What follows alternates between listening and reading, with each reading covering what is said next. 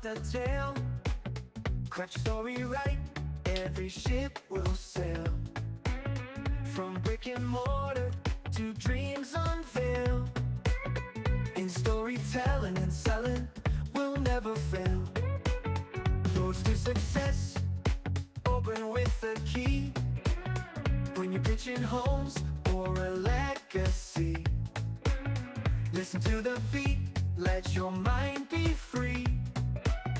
Marketing magic magnified by 3.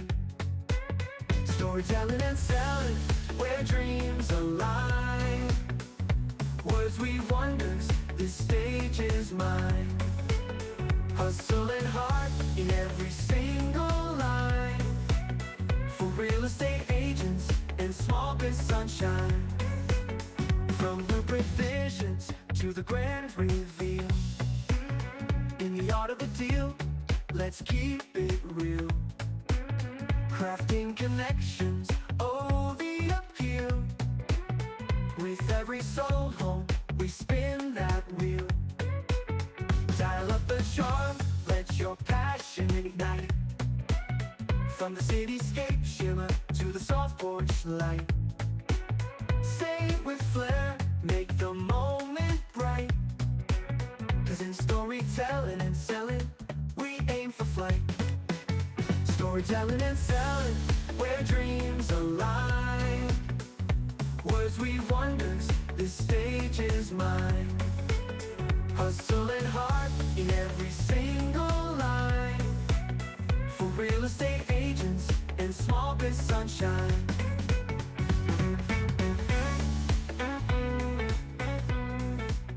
What's up, storytellers? Welcome to the show. Let's talk about Lisa. Lisa was the owner of a cozy little bakery, Sweet Success, in her small town. Lisa's cakes and pastries were a hit with all of the people in the town, but despite the rave reviews, her business was not growing at all. Walk-ins were not predictable, and the word of mouth wasn't word of mouthing.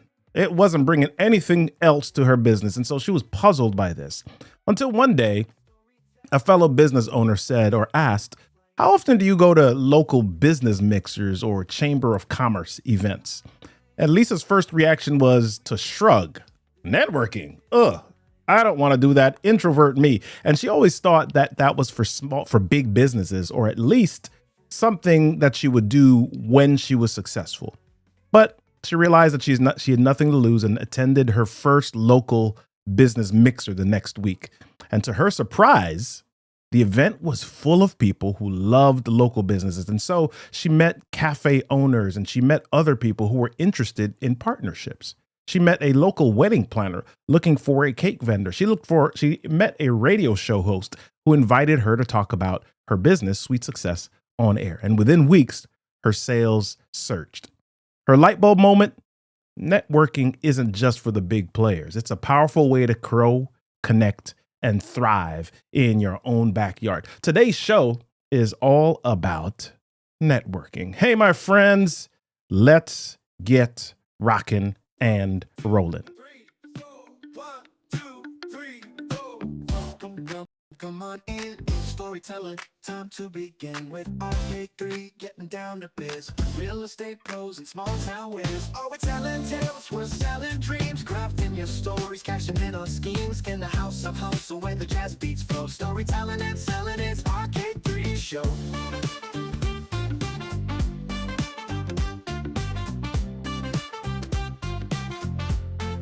Hey, my friends, welcome to the Storytellin and Sellin podcast. This is episode number 8. I am your host, Robert Kennedy III, RK3. That's me, and I'm so glad you're in the space. In case you haven't heard, the whole idea of the podcast, Storytellin and Sellin, is to support real estate pros and small business owners in their quest to unlock their sales superpower. And I believe that your superpower is rooted in storytelling. Become a better storyteller, become a better seller. It's all about connection. And when you connect, you're more likely to do business. And speaking of connection, our sponsor for this episode is, Ecamm. Ecamm is the leading live streaming and video production studio built for Mac. If you want to look better while presenting or in your meetings, Ecamm provides a simple to use, easy to learn interface that upgrades your quality from meh to magnificent. Ready to show the world that you're serious about creating quality content that captures leads? Hop on over to Ecamm. Click the link in our show notes or in the comments, or you can just go to ecamm.com/RK3 and let them know that I sent you.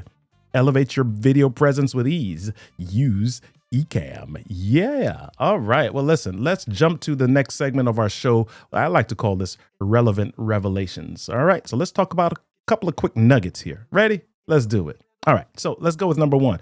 Ooh, we're showing too quick. Remote work. Remote work. Yes. Remote work is influencing house choices. According to Prime Street, the rise of remote work continues to impact housing preferences because many buyers are looking for houses with dedicated office spaces and properties in suburban and rural areas as they prioritize space and better quality of life over proximity to urban centers. Oh, yeah, I think office spaces in houses are crucial. I like it. All right, let's look at the next one. Pet influencers. Oh my gosh. Small businesses are increasingly using collaborating with pets who have substantial media followings to market their products. This trend leverages the charm and relatability of animals to engage and create authentic connections. That's according to Happy Pet. That's nice. All right, cool. All right. Well, let's go to our next one. In tech, it's a bird, it's a plane, it's super app. Oh, yeah. A unique trend in the tech space is for small businesses. And this, let me back up. A unique trend in the tech space for small businesses is the emergence of super apps. And these are applications that combine multiple services into a single platform. Yeah, there are a lot of.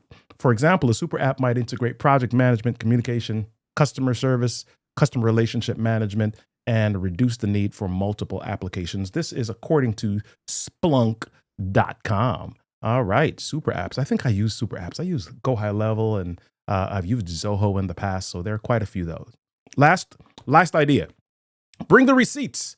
As you know, we talk about storytelling quite a bit, and with storytelling as a popular sales term these days, now more than ever, people can spot a disingenuous person from a mile away. So as you craft your stories, as you craft your marketing, remember to bring the receipts. You need to learn how to integrate data in a way that complements and strengthens your narrative, ensuring that your stories not only catch attention, but also convert into customers. And this is according to storytelling strategist Akua Kanadu. All right. So what are your thoughts about the relevant revelations? I'm making tongue twisters for myself.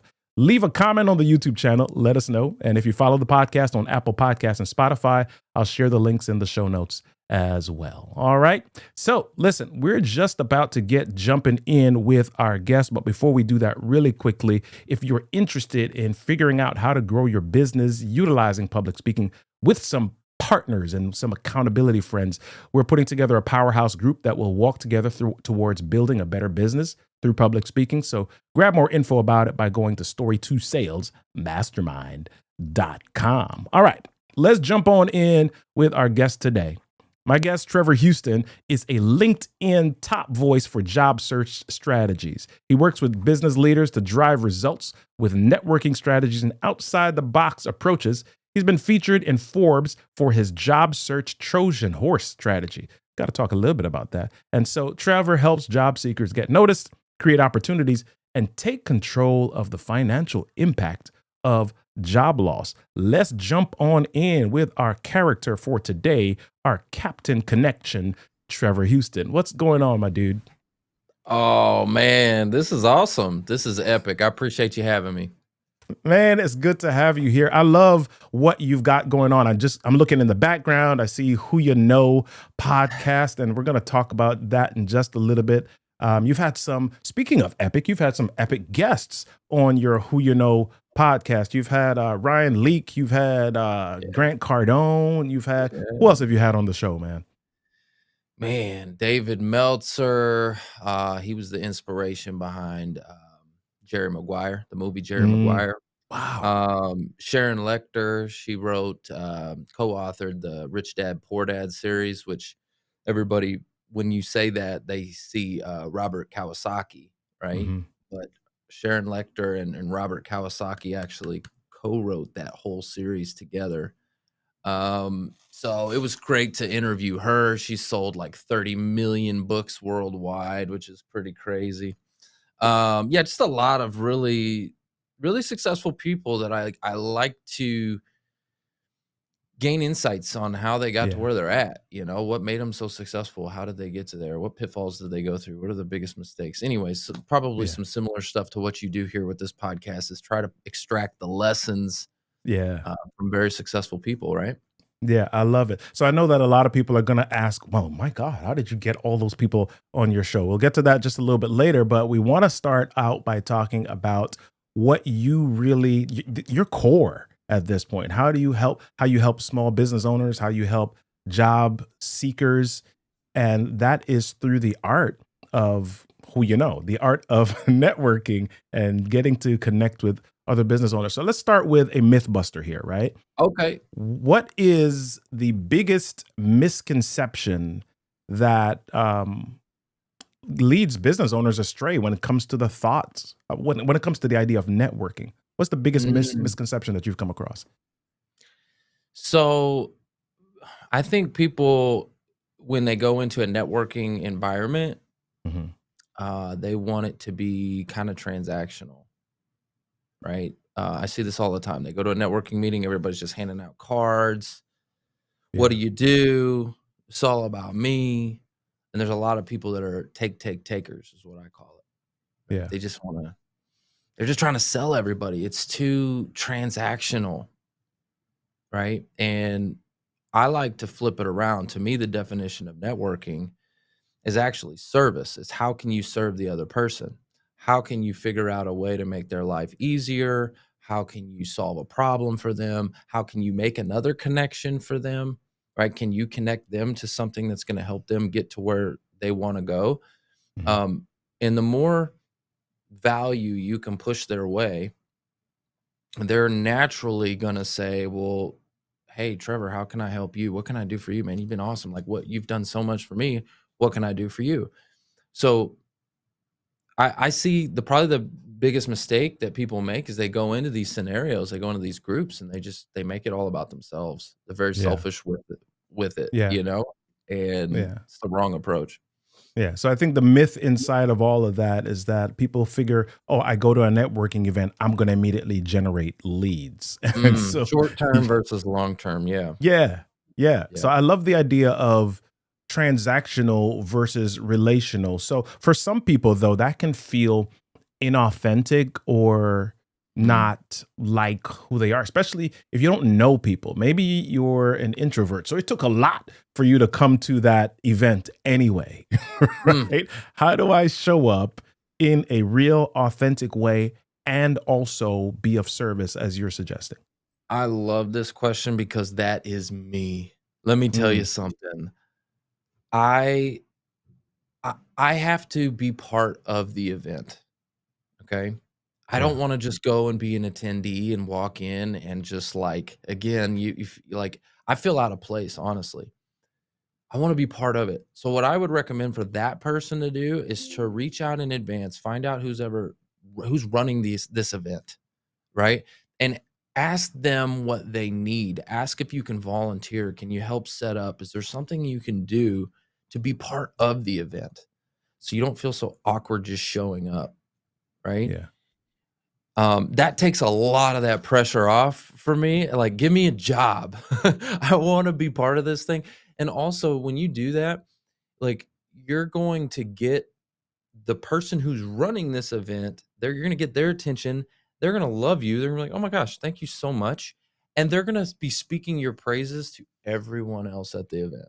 They're gonna yeah. be making connections for you, right? So now I just have to get that one person's ear and I got to get that one person's attention, add value to that one person instead of trying to figure out how to add value to a whole bunch of strangers.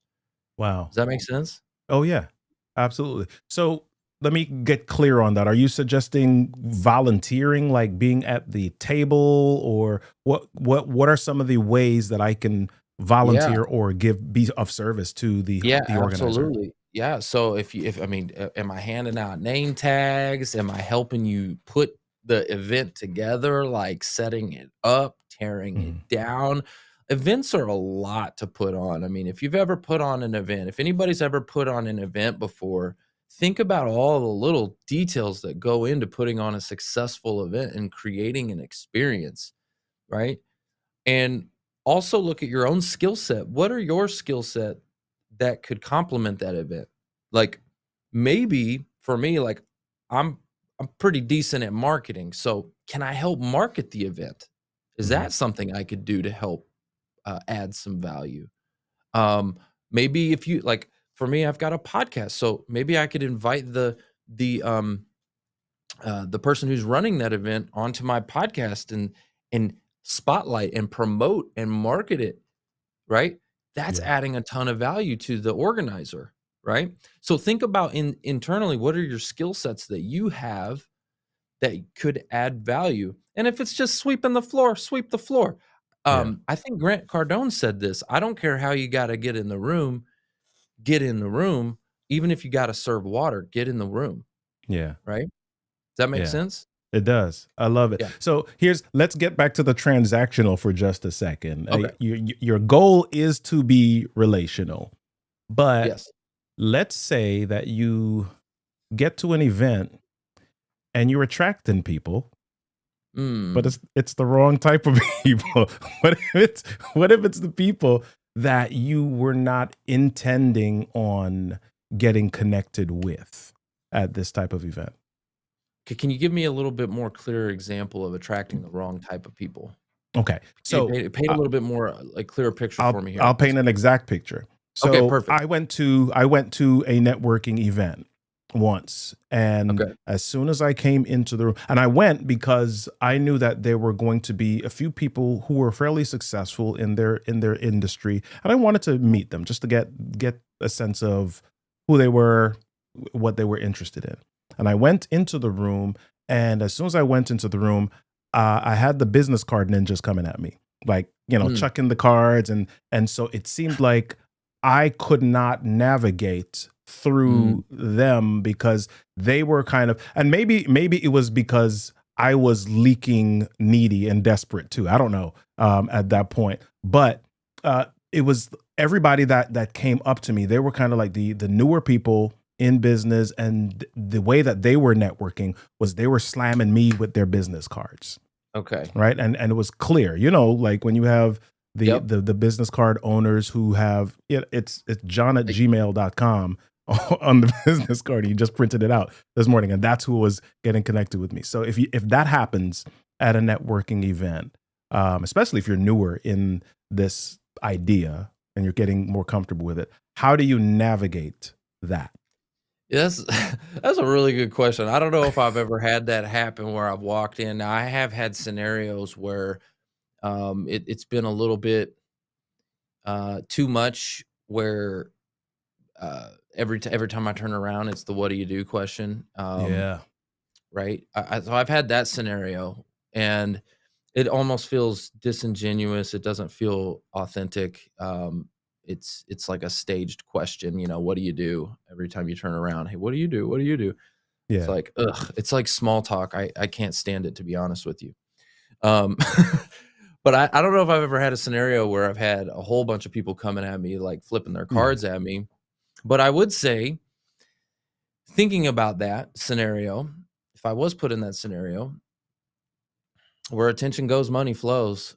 Yeah. And if I have a whole bunch of people coming up to me, um, I'm gonna try to figure out a way to convert that into some type of business. I think I would try to, again, how could I add value to this group of people if they're coming up to me? There's a reason why they're coming up to me. Why do you think they were coming up to you? I don't know. Maybe I was smiling. I Maybe you should have started signing autographs. I don't know. You should be like, yeah, I let me probably, go. I probably should. So here's maybe the reason. Oh, I okay. have I have thought process about appearing. uh, The way that I dress in public, Mhm. especially if I'm going to an event, I don't Okay. want to be an average person. I want to Mm, be just a bit above. So if okay. everybody's coming in, t-shirts and turtlenecks and maybe a single-breasted jacket, I'm coming in with a double-breasted suit with a pocket square, Gotcha. and just because that's kind of my space, right? I You look want I like a want I want to somebody. stand out. Yeah, you're standing out. Yeah. And so they thought when they saw you, right? Yeah. Hey, you did what you did worked, okay? So they're Yeah. like, "Who's this guy? This Yeah. guy must be a somebody, Yeah. right? This guy is somebody." You Yeah. garnered the attention, and Yeah. then you did what? You were like, I don't wanna talk to all of y'all?" No, well, no, I talked to everybody. I mean, it was just interesting because there were some people, and I think a lot of people, and what you teach to people, maybe not maybe, it is definitely needed, because a lot of the people that came to me, there are some people that literally jammed their business cards into my hand and then turned around and left, right? Ah, And I didn't know anything about them. I didn't even know their name except that it was on the business card. They just mm. yeah. They So just threw a card at you and then turned around and walked away, like, yeah, ugh, yeah, gross, okay. But yeah, let's just say I still wanted to build a relationship with that person, like, what should I do next? I've got a handful of cards from a yep, bunch of strangers I don't know.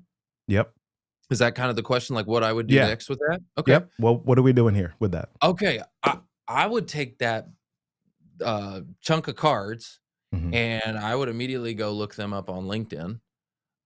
If they're not on LinkedIn, I'm tossing the card, like, I'm out Yeah. with that, okay?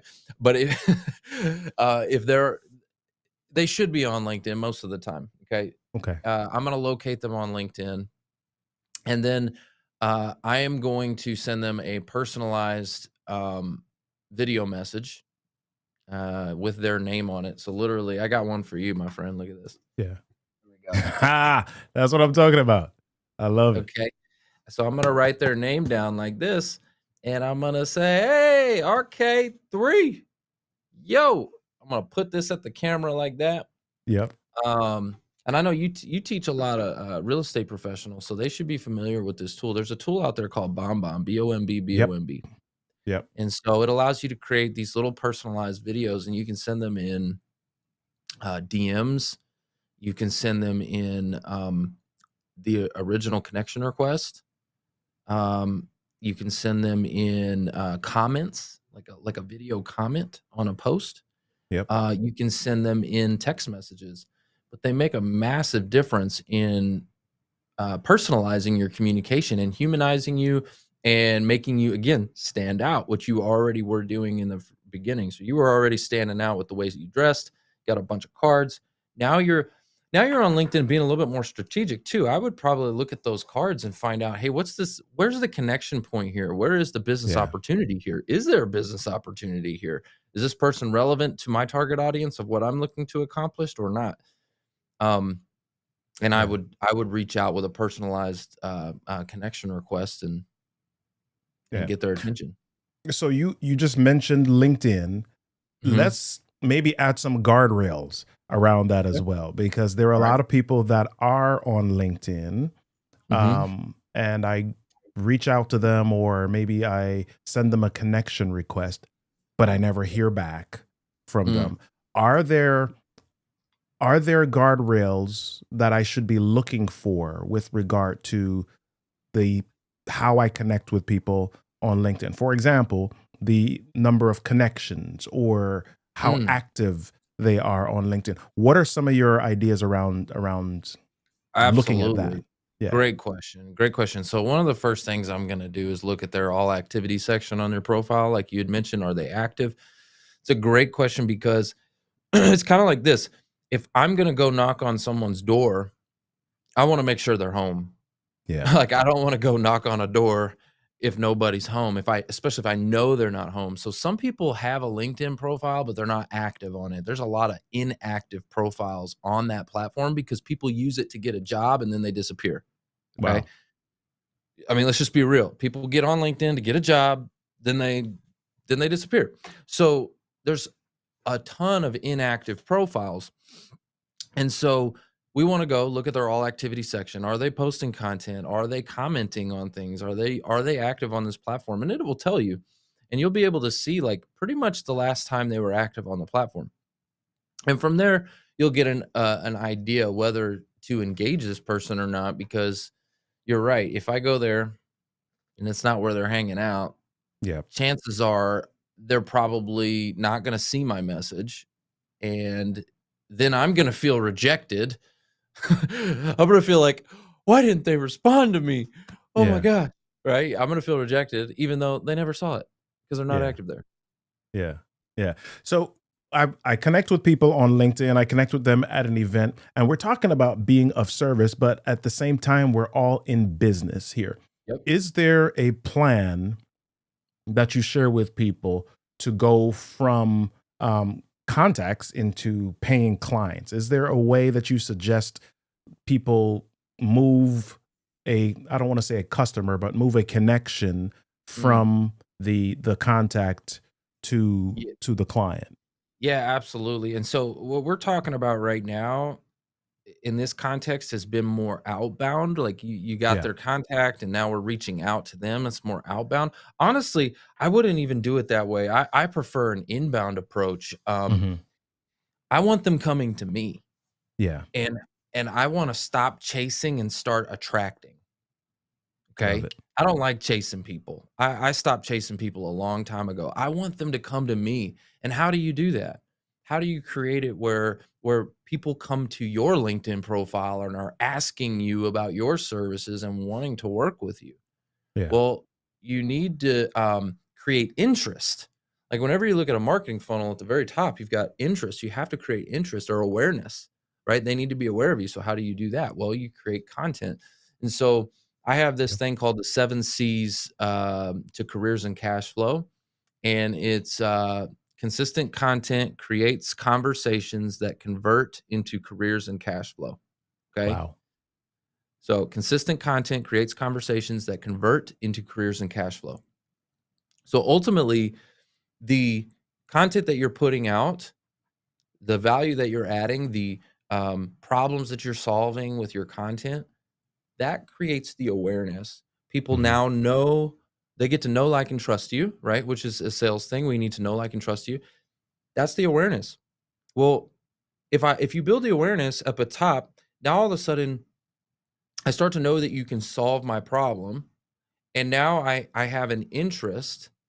And now with that interest, I can formulate a decision and I can take action, which is the bottom of the funnel. If you've ever seen a marketing funnel, at the bottom is action. So now they'll reach out to you and say, hey, RK3, I see that you help with XYZ. I'd love to talk to you about that. And now they're reaching out to you. But that never happens. Those conversions typically happen in the DMs, and those conversions never happen if they aren't aware of you. That's the top of Right. funnel content. Love it. Love it. So the 7 C's, can you say those again for me? Yeah. Consistent content, right?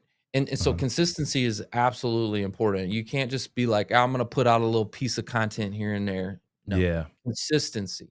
So consistent content creates conversations, Mm. right? It creates awareness and interest. So it creates conversations. How many times that I have in-mail DMs of people talking about, hey, I want you to come on my podcast, or hey, I want you to let's talk about this partnership deal, or hey, like all kinds of different DMs come in to me, Yeah. opportunities, clients coming in, people are asking me about different things all the time because of the content I'm creating, right? So Love it it. creates conversations that convert into, for like, let's say if you're a job seeker, converts into careers, right? Yeah. Or cash flow, customers, right? Yeah. You want customers? Well, you need to do the 7 C's of cash flow. So there you go. Wow. Hey, y'all, listen, if you got nothing else from this episode, go back and block, loop, or rewind this one segment right there. That was gold that Trevor just gave you. So, Trevor, wrap us up, land the plane. If you could share one gold nugget for anyone who is looking to create business growth or even maybe looking to grow in their career and they want to figure out how to network or to create more connections. What is that gold nugget that you would share with them? I think the gold nugget goes back to there's a song by Nas. Okay. Uh-oh. We're about to All quote I need is Nas. one mic. Okay. All I need is one mic. And when you think about the message of that, right? It's about how can you amplify your voice to as many people as possible? How can you amplify your message? Yeah. If you're trying to grow and expand your business, again, top of funnel, amplify your voice. All I need is one mic, but I need many people to hear my message and be aware of what I do, the problems I solve, how I solve my problems, right? Love it. And so I think for me, like I was just talking with somebody that I'm mentoring in financial services, and he's doing this one-to-one stuff where he's selling people, soliciting Right. people, approaching people. And I'm like, man, you're just pushing people away. It's Right. all you're doing. You're selling and people ain't buying. Okay. In America, we love to buy, but we hate to be sold to. Okay. So I'm like, you're just selling and you're pushing everybody away from you. I was like, what you need to do is start educating. Go get in front of a group of people, communicate your message to the group, and let those who are interested step forward. Yeah. Now, those have expressed interest. They're taking the action. But if you do this one-to-one stuff, you're losing. So Yeah. I guess to land the plane, figure out how you can get your microphone to get your message across to as many people as possible, whether that's stages, podcasts, content. How do you communicate your message to as many people as possible? And from there, just good things will happen. I promise you. I love it. Hey, y'all, did you hear what Trevor said? He said, you got to get with us in the Story to Sales Mastermind. Figure out how you can use public speaking to grow your business. Meg, this has been fantastic. I hope this episode connected with all of you. If it didn't, then you got to go back and hit the replay button. Better yet, grab a notepad and listen at half speed. The bottom line here is that no matter what industry you're in, no matter what business, no matter what career you're in, people drive business. Unless you're a pet influencer. And even then, you still need connection in order to create influence. So as my guest, Trevor, implies with his show title, in order to grow your career or your business, it's what you know, but that's second to who you know. So get to knowing, my friends. Listen, this has been a great show. Come join us for the next episode. We do these live, but you can also grab the replays on YouTube, LinkedIn, and of course, Apple Podcasts and Spotify. Remember to text podcast to 240-557-8679 to know when we're going live next. Until next time, be stellar, storyteller. Step into the beat where the deals are made. Arcade threes, mic as sharp as a blade. Pros and biz, come take a ride. In this podcast, dreams collide. From open house to startup glam, strategy so slick they'll put you on the map. Robert Kennedy's got the formula for turning small dreams into a mega. Alright, storytelling, selling it right. Tune in, folks, we'll ignite your night from 9 to 5 or the moonlight grind. Arcade trees got the secrets you'll wanna find.